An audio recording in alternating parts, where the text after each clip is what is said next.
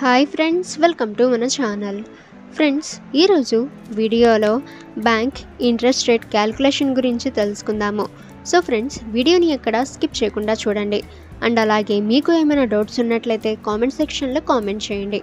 ఇటువంటి ఇన్ఫర్మేటివ్ వీడియోస్ని మీరు ముందుగా పొందాలి అనుకుంటే మన ఛానల్ని సబ్స్క్రైబ్ చేసి బెల్ ఐకాన్ని ఆల్ మీద ట్యాప్ చేయండి.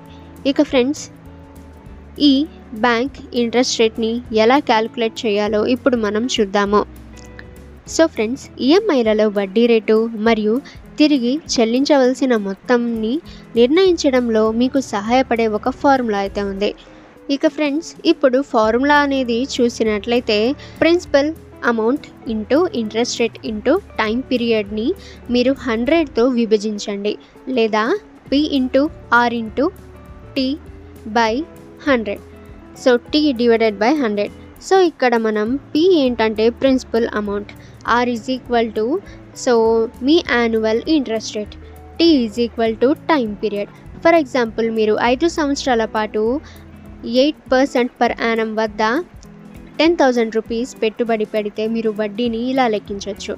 So step 1, 10,000 into 8 into 5 is equal to 4 lakhs rupees. So ఇప్పుడు దానిని మీరు 100తో భాగించండి, మీరు 4,000 రూపీస్ అయితే పొందుతారు.